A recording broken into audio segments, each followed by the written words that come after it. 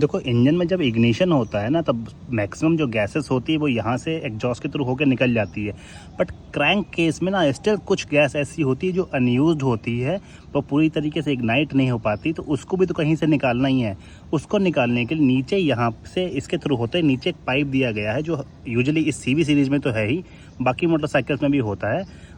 उस पाइप को बोलते हैं इंजन ब्रीदर पाइप। अब यूजुअली कई मोटरसाइकिल में क्या होता है, ब्रीदर पाइप जो होता है यहाँ पे आके आपके जो एयर फिल्टर होता है वहाँ पे लगा होता है, कईयों में वो नीचे होके निकल जाता है। अब इसका काम क्या होता है वो समझो। देखो, जब आपका इंजन स्टार्ट होता है ना, बहुत स्मॉल अमाउंट का जो कंबस्शन गैसेस होती हैं वो जो पिस्टन का रिंग होते हैं ना, वहाँ से लीक कर जाती है। वो हर एक मोटरसाइकिल में होती है, वहाँ से लीक कर जाती है, जिससे आपके क्रैंक केस पे प्रेशर बनेगा और ऑयल लीकेज हो सकता है। अब यहीं पे काम आता है ब्रीदर पाइप। अब ब्रीदर पाइप का सिंपली वही काम होता है कि जो कंबस्शन गैसेस जो लीक हुई हैं पिस्टन रिंग के थ्रू, उसको बेसिकली बाहर निकाल देता है। जैसे मैंने कहा, बहुत सी मोटरसाइकिल में वो पाइप जो है आपके एयर फिल्टर तक जाता है, सो दैट कि वापस से जल के वहीं पहुंच जाए।